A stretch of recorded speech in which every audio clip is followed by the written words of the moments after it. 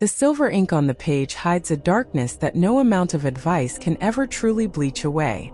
3 lives vanished into the sterile, biting cold of a winter dinner party, leaving behind nothing but the scent of expensive wine and the echoes of a long-buried scream. Welcome to Swasti Diaries, where we uncover the truth behind the silence. The police spent months scouring the mansion, looking for blood, for a weapon, or perhaps a struggle that never actually occurred. They found only empty chairs and a lingering chemical haze that clung to the velvet curtains like a ghost. Every piece of evidence pointed toward a tragedy, yet the crime scene remained maddeningly, impossibly clean. "Tell me, Debbie," the lead investigator whispered, his voice trembling against the weight of the silence. "Why does your home feel like a mausoleum of secrets?" She didn't blink, her manicured fingers drumming a rhythmic, haunting beat against the mahogany desk that had witnessed 2 decades of her calculated, whispered lies. She knew that words were merely tools for the desperate, and she had spent 20 years mastering the art of the perfect, lethal narrative. But as the shadows lengthened across the study, the walls seemed to pulse with the rhythm of a confession she was never meant to give. The truth was not waiting in the dark, it was sitting right there in her eyes, cold and ready to burn the world down. Debbie was the neighborhood saint, a woman who wore her husband's cruelty like a silk scarf, elegant, suffocating, and designed to hide the bruising underneath.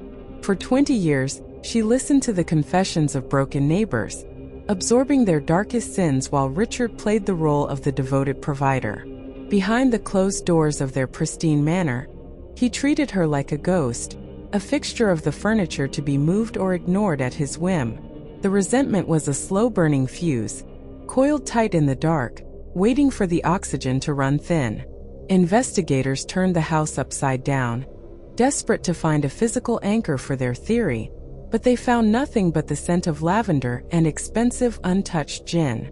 They scrutinized the floorboards for blood, checked the vents for poison, and cataloged every fingerprint with a fervor that bordered on the obsessive. Yet, the house remained a tomb of silent perfection, its secrets locked behind the polished veneer of a life that looked too good to be true.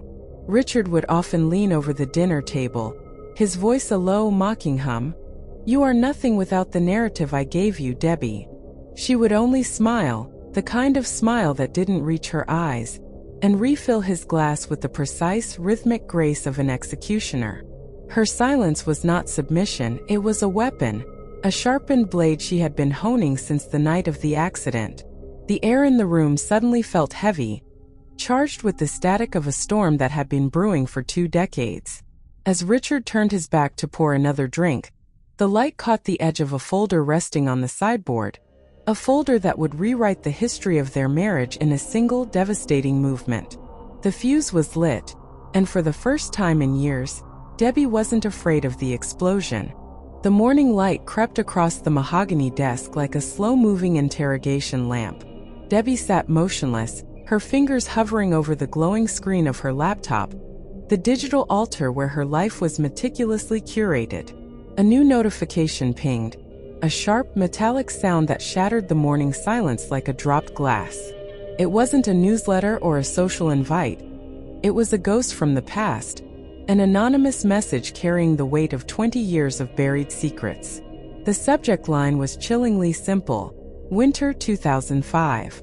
The road was icy, the headlights were blinding, and the truth was never as dead as she had prayed it would be. She clicked the link, her heart performing a slow, rhythmic thud against her ribs, a drumbeat of impending ruin. The screen flickered, revealing a grainy, high-contrast image of a car hood crumpled against a frozen embankment, a sight she hadn't seen in 2 decades. It was the proof she had spent a lifetime paying to keep buried, now staring back at her with unblinking digital eyes. The sender knew everything, not just the accident, but the precise moment Richard had climbed out of the driver's seat and shoved her into the terror of the aftermath. "You think you're the architect of this life," the message read in cold sans serif font, "but you were always just the foundation for someone else's collapse." The air in the room grew frigid, the scent of lavender replaced by the phantom metallic tang of snow and gasoline. She didn't scream, didn't tremble.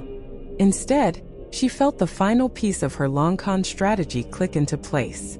The game hadn't just begun. It had been rigged from the very first move, and now the house of cards was finally starting to tilt. She closed the laptop, the screen reflecting a woman who no longer looked like a victim, but a predator waiting for the perfect moment to strike. The silence of the house was no longer a tomb. It was a weaponized, waiting void. The screen went dark, but the ghost in the machine remained, pulsating like a heartbeat behind her eyelids. Debbie didn't pace. She didn't weep.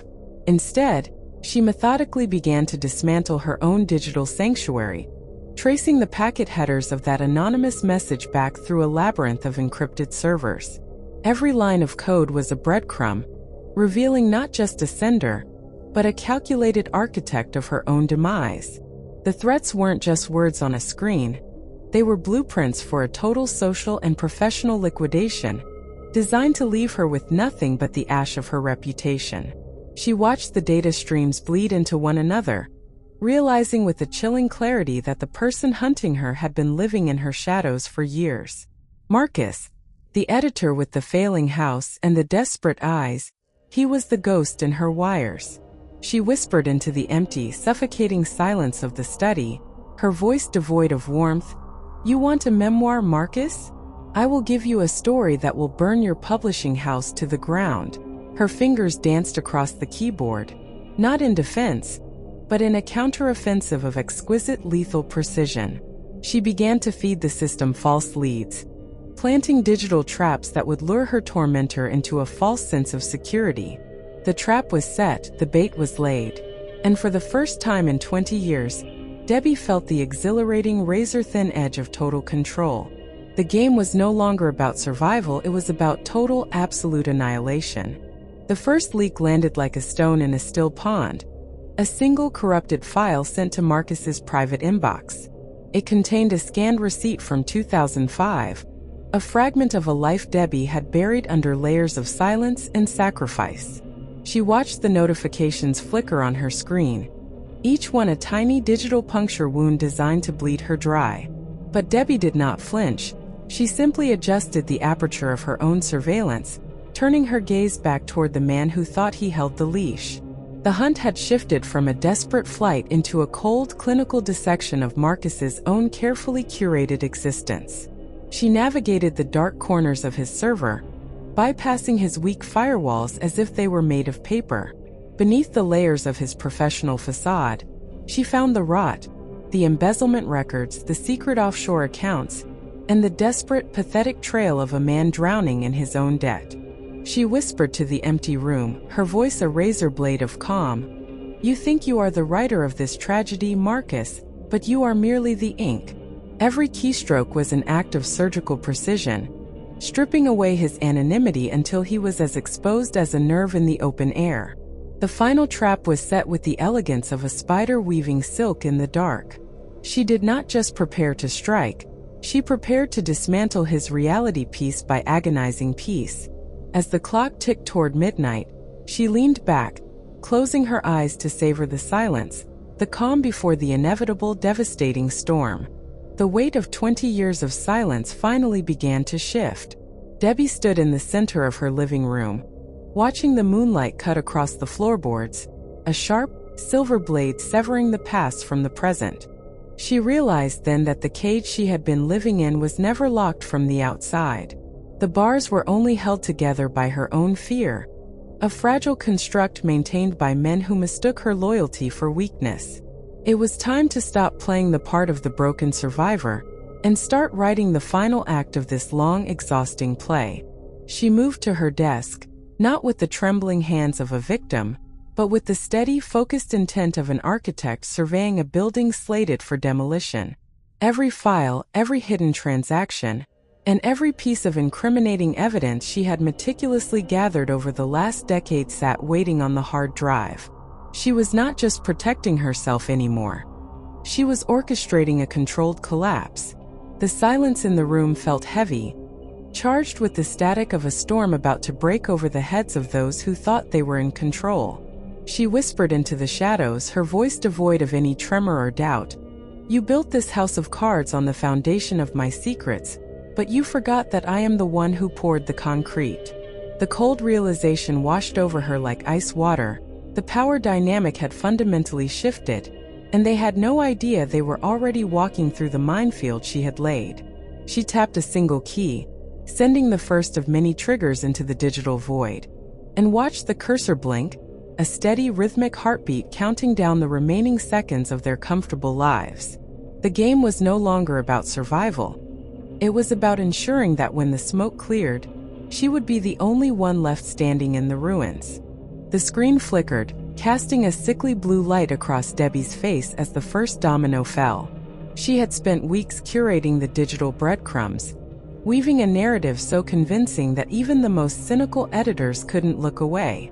With a single final click, she released the fabricated dossier detailing the rival columnist's hidden financial ties to a defunct offshore firm. The silence in the room was absolute, yet it thrummed with the electric energy of a hunter who has finally cornered its prey. The investigators finally cracked the code hidden within those seemingly innocent advice columns. For nearly 2 decades, Debbie had been crafting more than just columns. She was building a public map of her own private vendettas. Every sentence was a calculated strike. Every comma a pause for her targets to realize their impending doom. It was a masterpiece of hidden malice, masquerading as helpful prose in the Sunday supplement.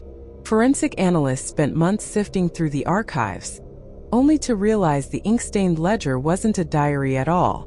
It was a weaponized timeline of every blackmail payment Richard had forced upon her since that fateful night in 2005. The patterns were undeniable. The dates aligned perfectly with the disappearances, the offshore transfers, and the slow, systematic dismantling of her social circle. She didn't just write for her readers. She wrote to keep her own survival strategy alive, hiding in plain sight while the world mistook her silence for complicity. The psychological weight of these revelations is staggering. To think she was whispering her true intentions into the public ear, and not a single soul noticed. It forces us to ask, how many other monsters are writing their own confessions in the margins of our daily lives? If we look close enough at the evidence, we see the truth. She wasn't just a victim of circumstance, but the architect of a silent, slow-burning fire that was destined to consume everyone she ever touched. The question remains, who was truly in control, the woman holding the pen, or the ghost of the past that drove her to write it? The facade of their domestic life had always been paper-thin, but Debbie never truly understood the depth of the void until she followed the money.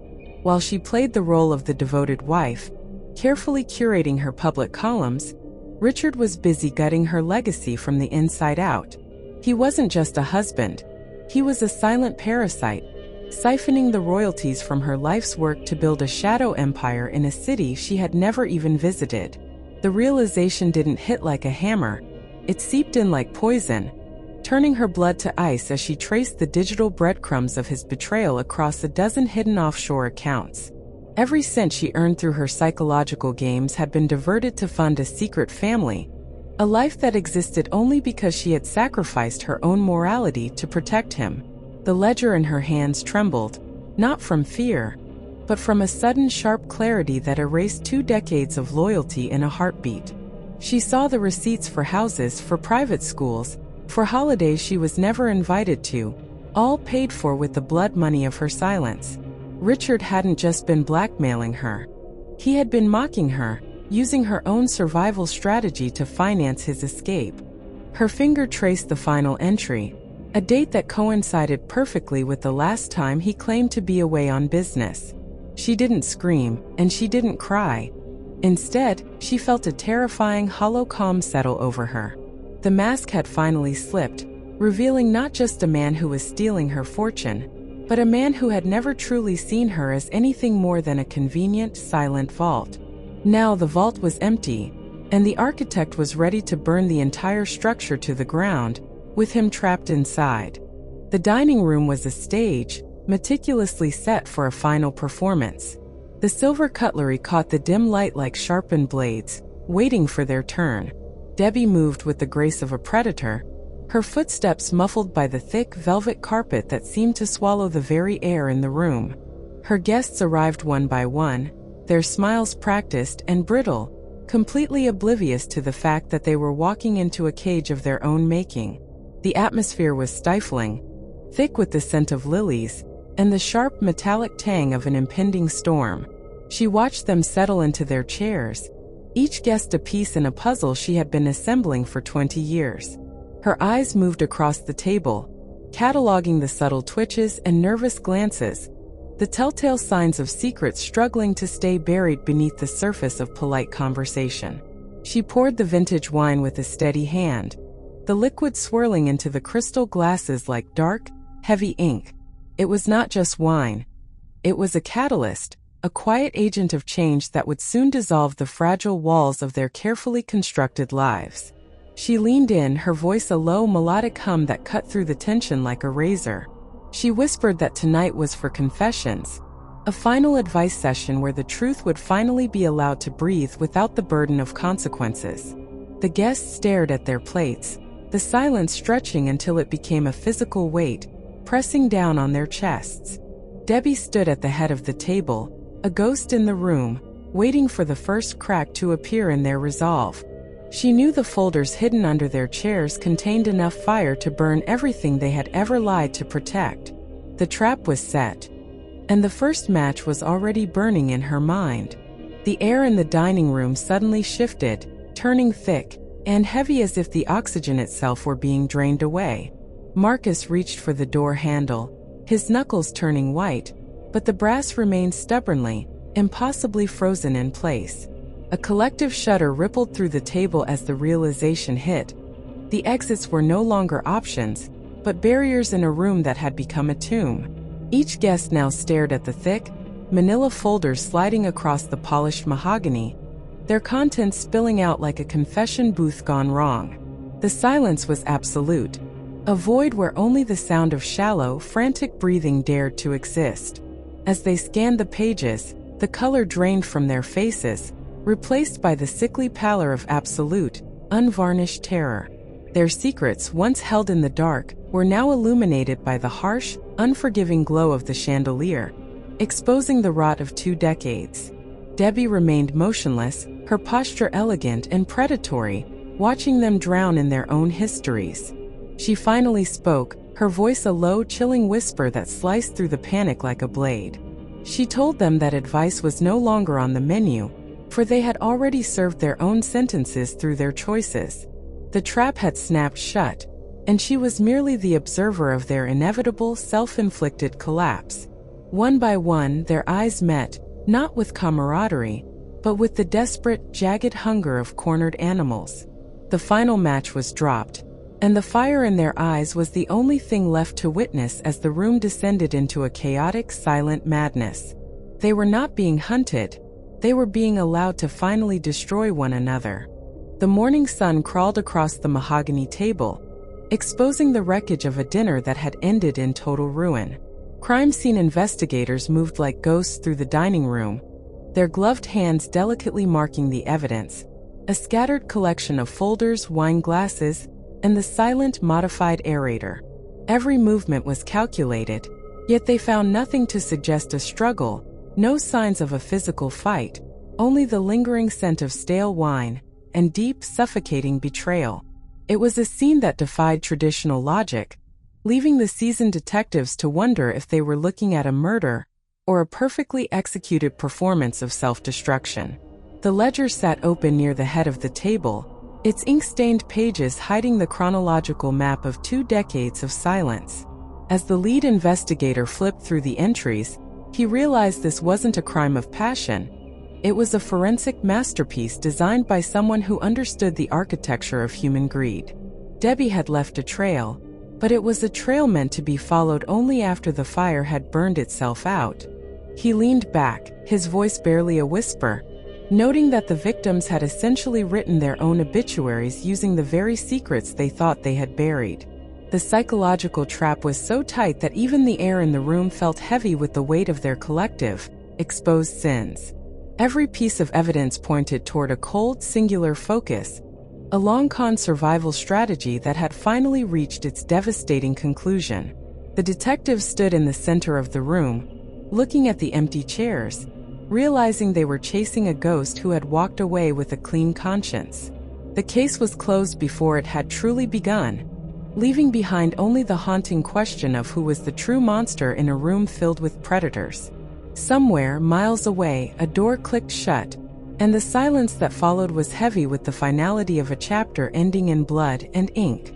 Richard walked into the room, his eyes scanning the carnage with a predatory sneer. He was convinced he still held the cards. He clutched the 2005 winter footage in his trembling hand, a final ace he believed would break Debbie once and for all.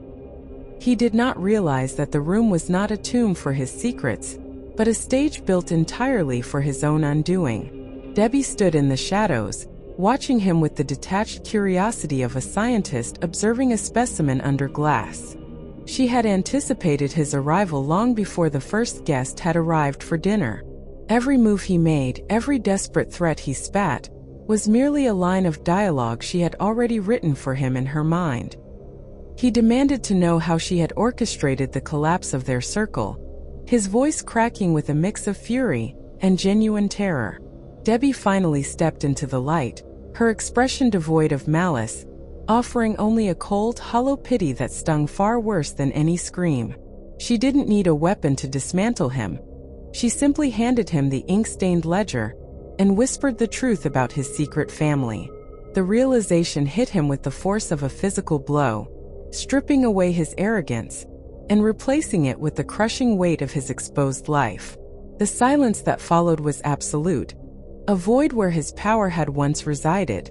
He stood frozen, the hard drive slipping from his fingers to shatter against the floor, mirroring the total destruction of his double life.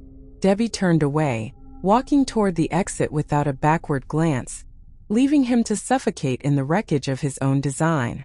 The game was over, and the only thing left in the room was the sound of his ragged, broken breathing. The house now stands as a hollow monument to a life meticulously erased. The air is thick with the scent of stagnant perfume and ozone, a lingering ghost of the chaos that unfolded within these walls. Outside, the world moves on, blissfully unaware that the predator they feared was never the one who held the knife. Investigators comb through the debris, their flashlights cutting through the gloom like scalpels, searching for a motive that remains buried under layers of calculated silence. They find no forced entry, no struggle, and no digital breadcrumbs leading to an accomplice. It is a forensic nightmare, a locked room where the only exit was the one the victims chose for themselves in their final, panicked moments of paranoia. The detectives whisper in hushed, confused tones, unable to reconcile the sheer scale of the collapse with the absolute lack of physical evidence. They look at the empty wine glasses and the modified aerator, unaware that these are not weapons, but mere props in a play that reached its final act hours ago. Debbie sits in a quiet, anonymous cafe miles away, watching the news reports of the unexplained tragedy with a steady, unblinking gaze. She is no longer the woman who took the blame for a hit and run, nor the wife of a blackmailer. She is simply a shadow who finally stepped out of the light. The realization that she has outmaneuvered them all is a cold comfort, a heavy weight that settles in her chest like lead. She leaves her coffee untouched and walks out into the rain, disappearing into the city, the architect of a masterpiece that no one will ever truly understand. The case file is now a tomb of unanswered questions, a collection of half-truths that will never find a home in a courtroom. Debbie did not just orchestrate a crime. She dismantled a system of control that had suffocated her for 2 decades. The silence she left behind is not an absence. It is a deafening roar of a woman finally claiming her own narrative. Investigators look for a weapon, but they will never find one, because the true engine of destruction was the guilt each guest brought to the table themselves. They sift through the remnants of the dinner party, finding only expensive wine and broken dreams scattered across the silk-covered floor. No fingerprints, no digital footprint, and no trail to follow, just the ghost of a woman who decided that if she had to burn, she would take the entire architecture of her misery down with her. The detectives are left staring at empty chairs, realizing too late that the victims were merely prisoners of their own secrets, waiting for someone to hand them the key to their own destruction. She stood in the center of the storm, a maestro of chaos who knew exactly how to make the harmony turn into a scream. It is the ultimate lesson in human fragility, the way a single whispered truth can shatter even the most fortified lives. She walked away from the wreckage without looking back, leaving the world to wonder how a victim became the architect of such absolute ruin. To uncover more secrets, and to follow the descent into the darkest corners of the human psyche, subscribe to Swasti Diaries.